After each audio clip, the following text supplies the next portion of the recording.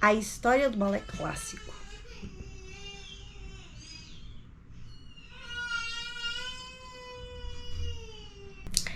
A história do balé clássico. Como é que surgiu o balé? Bom, para entender isso, a gente tem que ir lá pro começo, mas pro começo mesmo. A gente vai para a pré-história, porque os princípios da dança estão muito relacionados com a necessidade que tem um homem de se expressar e de poder justificar as coisas que ele não conhece. Nesse período, as danças tinham como uma característica de ritual. Eles faziam isso para fazer certas cerimônias e para justificar um pouco esses acontecimentos naturais que eles não sabiam que eram, e aí eles achavam que era um deus e dançavam para eles. Ao recorrer do tempo, todas as grandes culturas, sobretudo, elas buscaram a sua própria forma de expressar, né? A sua própria forma de dançar, vamos dizer assim. Sobretudo as mais importantes, como o Egito, a Grécia e a antiga Roma. Um fatorzinho aqui importante, pessoal, que se diz que na Grécia é quando a dança começa a ser chamada como uma manifestação artística. Ou seja, que começa a perder esse sentido de ritual e começa a ser chamada de arte mesmo. A origem do balé clássico, o balé como tal, foi na Itália do Renascimento, entre o século XV e XVI. Tudo aconteceu porque o Duque de Joies, eu vou colocar o nome aqui, gente, porque eu com a pronunciação sou muito ruim.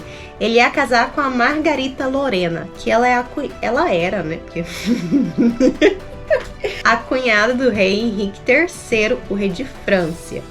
Então, esse pessoal se ia casar. Aí a rainha, que ela se chamava Catalina de Medici, ela decidiu organizar uma festa, né, uma apresentação muito pomporosa com os membros da corte e apresentar nesse casamento. Então ela falou com... Eu vou nem pronunciar o nome do cara, porque é muito difícil. Eu vou colocar aqui, ó. Gente, desculpa a minha ignorância por esse tema, mas eu com as pronunciações... Eu vou tentar. Bazade...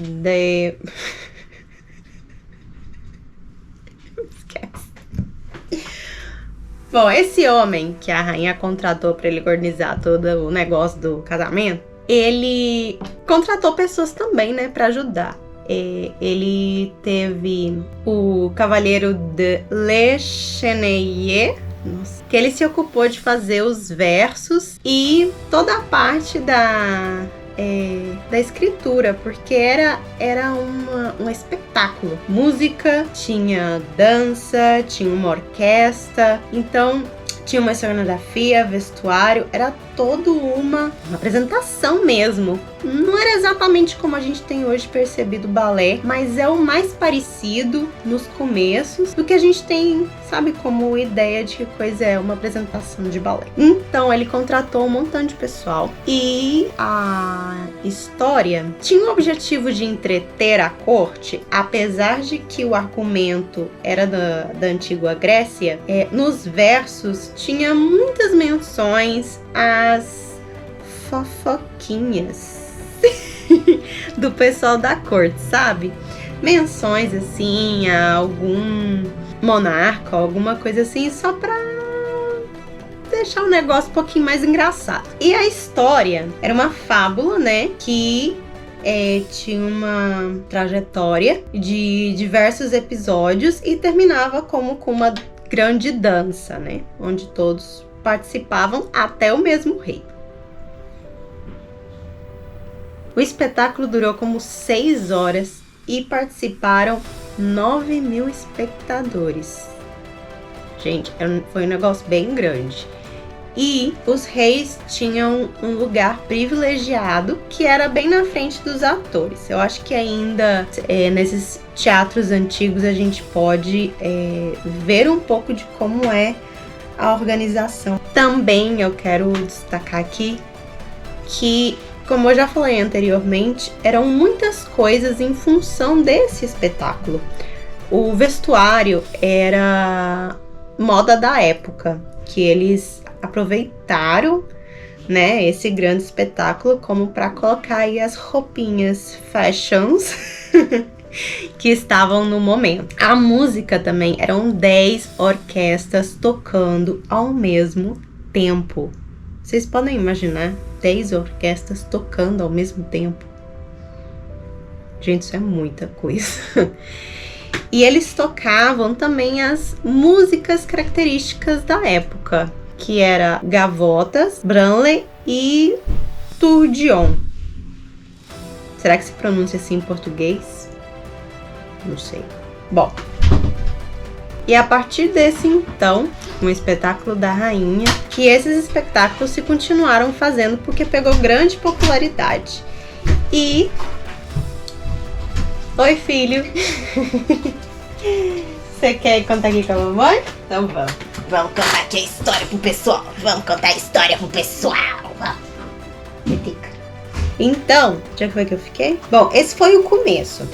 Mas com o tempo, esses espetáculos que pegaram o nome da Comédia da Rainha, em honor à rainha, né, que foi a da ideia de fazer todo o negócio, esses espetáculos começaram pouco a pouco a ter outro sentido. Sim, já as coreografias começaram a ser mais elaboradas e era, como eu já falei, um grande espetáculo em que juntava tudo, juntava a plástica, porque tinha cenografia, tinha luminária, que era com antorchas e encendedores assim como de lâmpadas de vela, enfim, orquestra em vivo.